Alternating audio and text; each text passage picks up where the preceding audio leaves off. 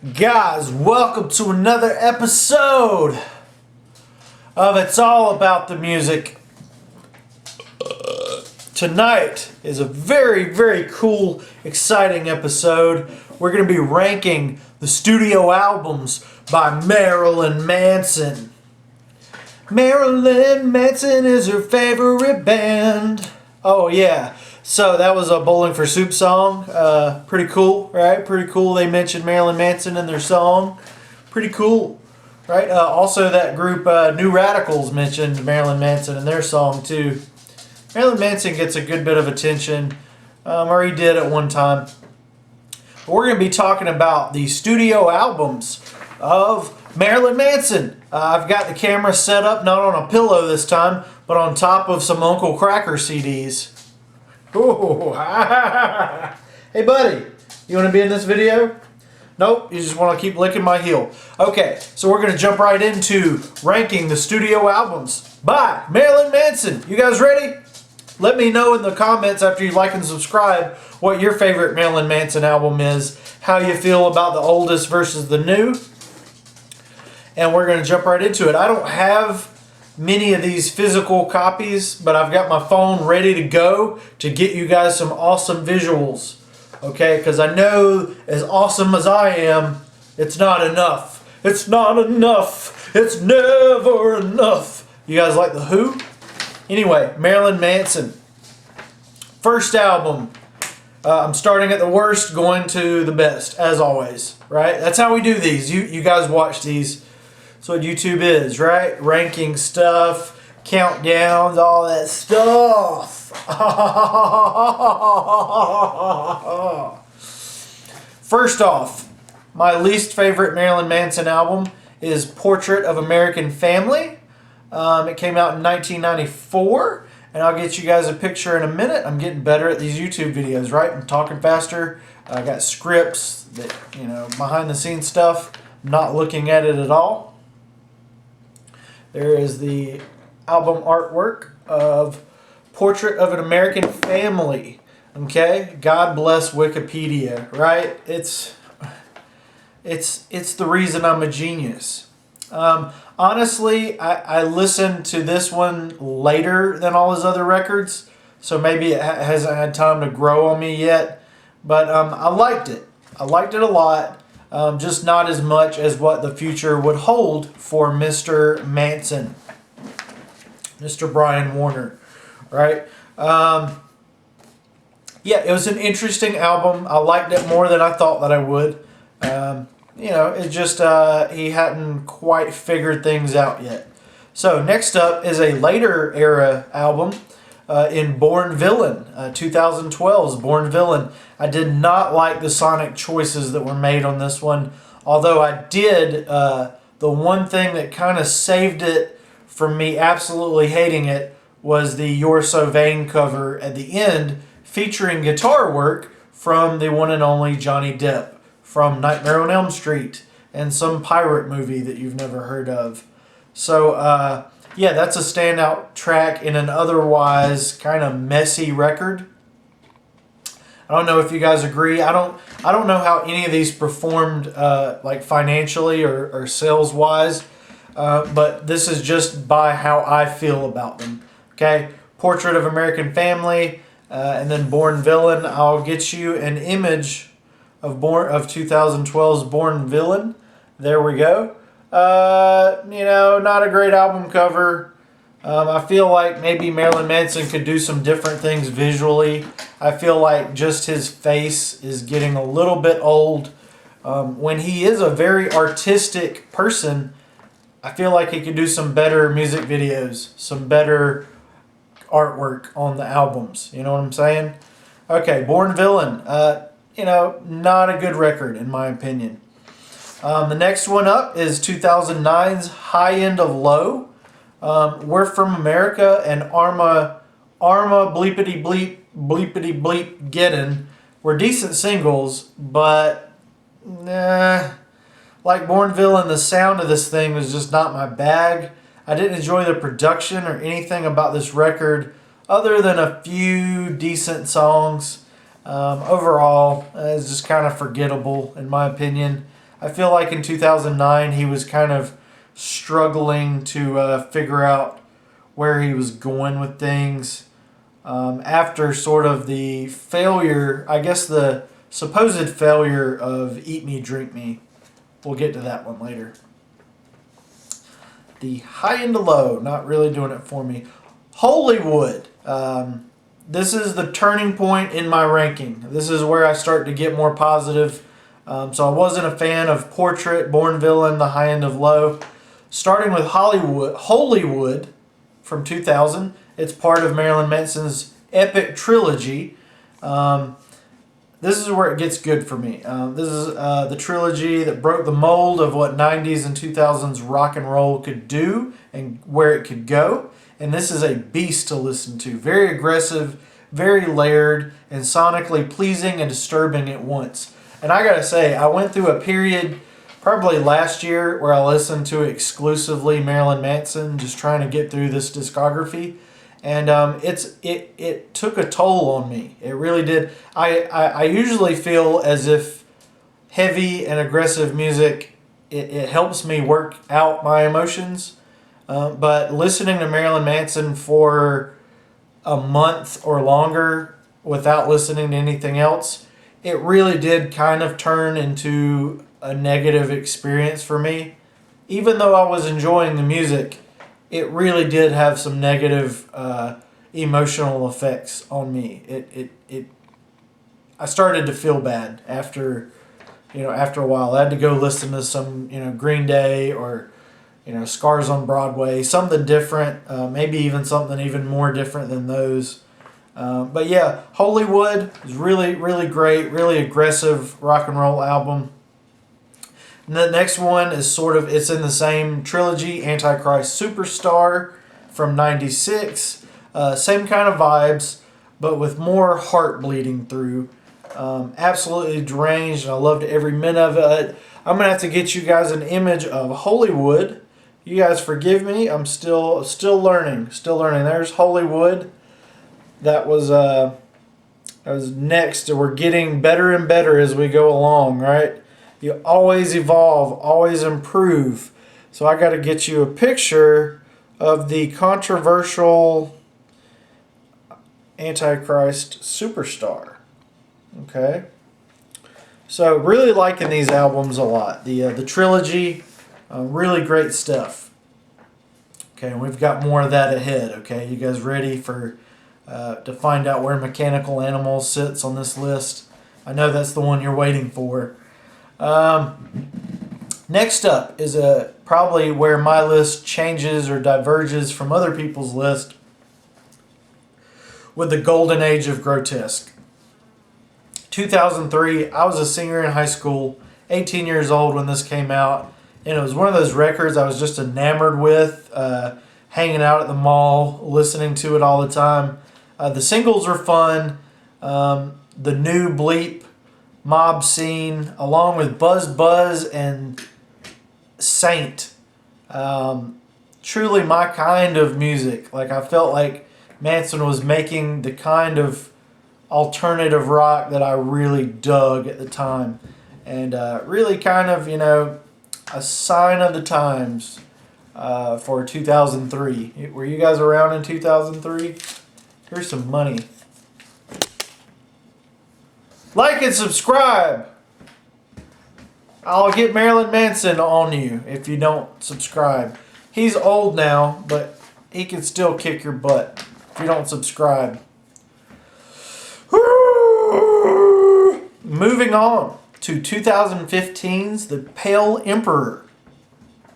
Manson made a real comeback with his late era material, and I'm really digging the stripped down like rock and roll sound he's going for here. It really works well.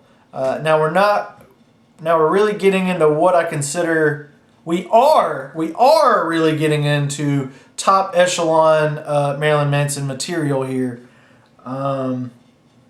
with The Pale Emperor. Let's see, yeah, really stripped down. I just feel like it's some of his best work. But there's still 3 more albums, right? There's still more to go. 3 more albums, like maybe a page or 2 more of my script, and we'll be done and out of here. You guys can go watch Crash Thompson or somebody. I'm better though. Hey Crash, love your videos. Okay, next up is Mechanical Animals. Okay, I'm going to get you a picture because that's the one you guys have all been waiting for. 1998's 1998's Mechanical Animals. And this is where my interest in Manson began. It's where I first heard him. It was dangerous, but also fun and funny in a strange way. He was such a controversial figure back then. I did not tell my parents that I was listening to him. No way. From front to back, if you haven't heard this one, please do. Even if you think Marilyn Manson is a weirdo, which he is, like I am, like we all are. You're a weirdo.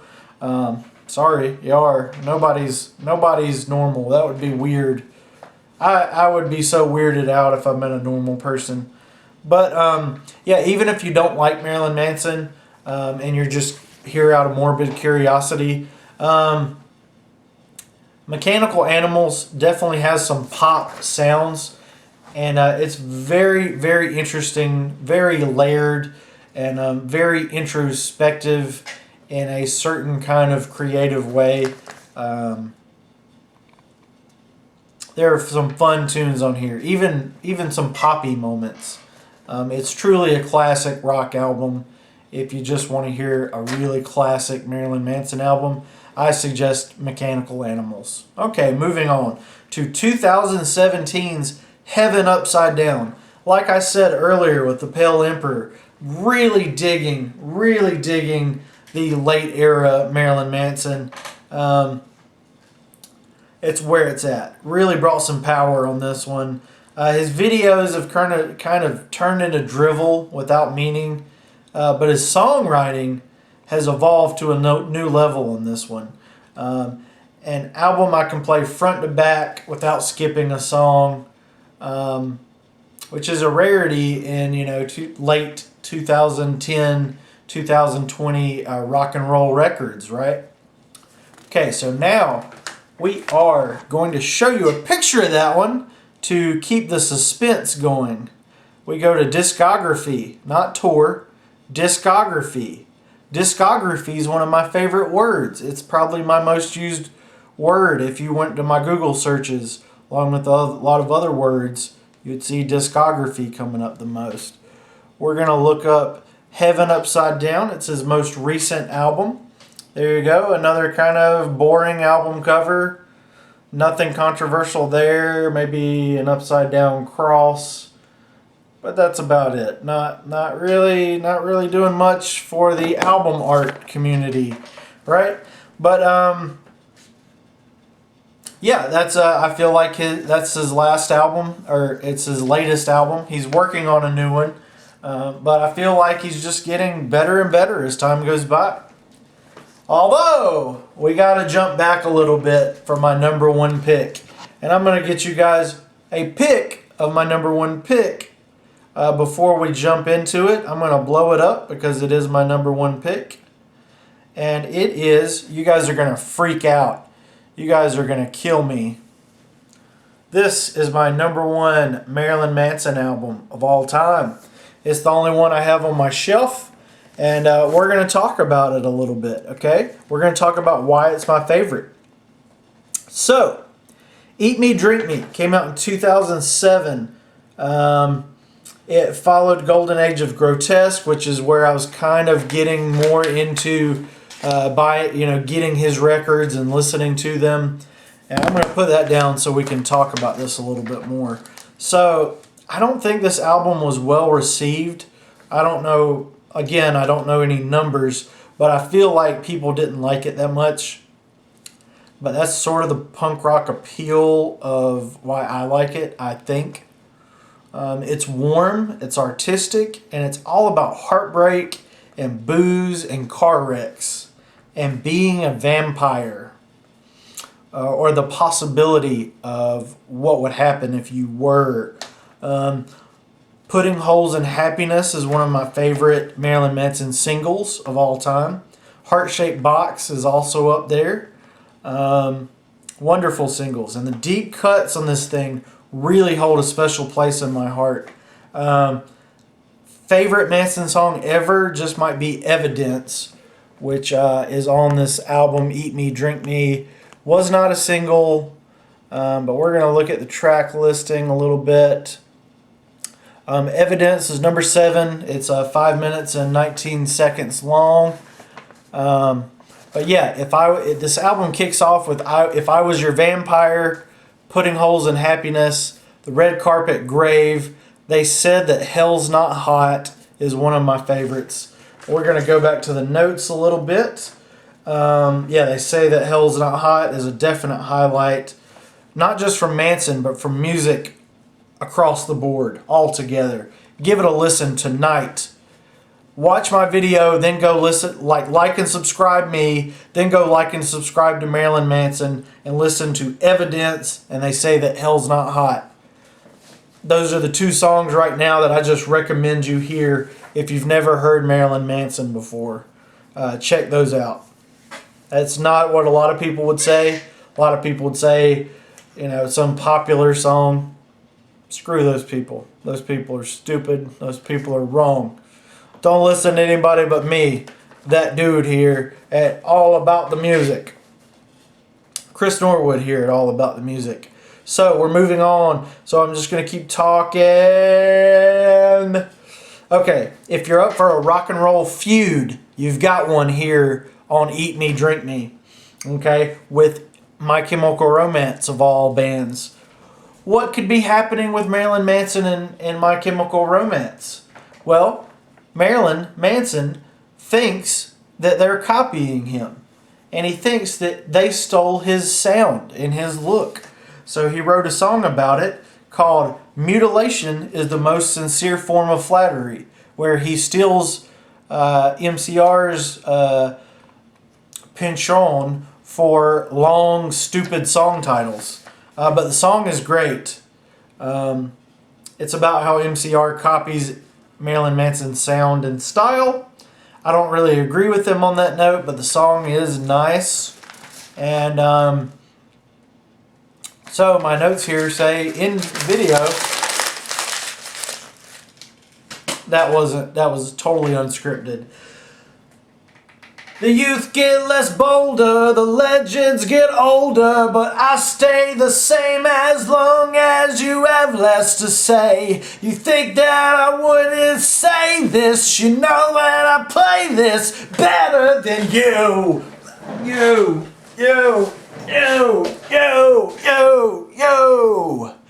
Two.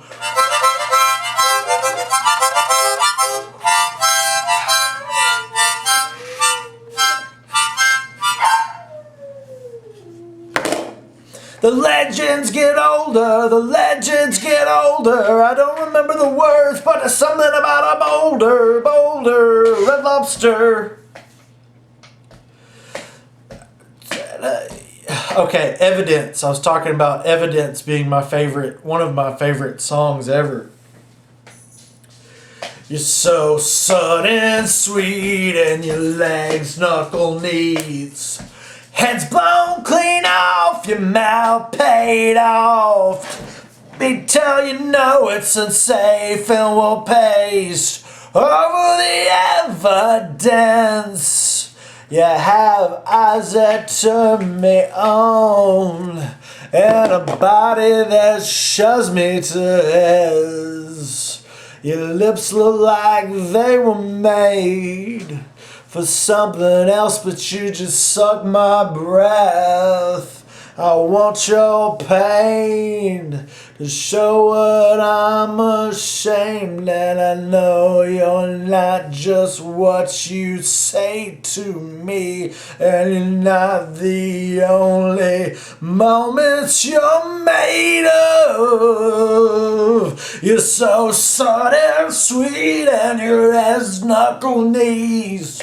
Heads blown clean off, your mouth paid off. Me tell you no, it's unsafe and we'll paste over the evidence. Don't break my heart, and I won't break your heart-shaped glasses. Little girl, you should close your eyes. That glue is getting me up, making me low. Man, so yeah, just absolutely love this album by Marilyn Manson. Putting Holes in Happiness is another one that just makes me happy. He's singing about his birthday cake and just blow out the candles on all my Frankensteins. At least my death wish will come true. Tastes like Valentine's and we cry. It's like a birthday. Should have picked a photograph and lasted longer than you. My dog is freaking out. My neighbors are too. Putting holes in happiness. Paint the future black. If it has a color, there's something death wishes now a story. And we cry, It's like a birthday. Should have picked a photograph that lasted longer than you. Oh man, ranking Marilyn Manson studio albums has been the most fun I've had. It's been the most interesting, right? Oh man, I'm gonna be doing more ranking that studio albums by bands, solo artists. I'm a huge rock and roll fan, but we're gonna be doing rock, lots of country, lots of pop, lots of hip hop. We're gonna get crazy. We're gonna get crazier than this fly, that dog, and Marilyn Manson. Okay, I need to get some makeup, right? Like, that's what I need. That's what I need to really get this YouTube channel going, is some makeup. I've got like this cool face protector thing that I do different things with. I've got a dog. Oh, he's so heavy. I'm so heavy. What do you guys want to talk about other than like Marilyn Manson and Uncle Cracker and you know, people like that? Huh? What do you guys want to talk about? Anyway, let's talk more about Eat Me, Drink Me. A studio album by Marilyn Manson. It was released June 5th, 2007. It was recorded October 06 to February 07. It's gothic rock, alternative rock. It's 52 minutes and 12 seconds on Interscope Records by Marilyn Manson and Tim Scoweld. Heart-Shaped Glasses and Putting Holes in Happiness with her singles. And yeah, I hope you guys have a good night. I hope you guys are still watching. I'm getting all this good content at the end of my videos nobody's watching. So I hate you guys. Just kidding.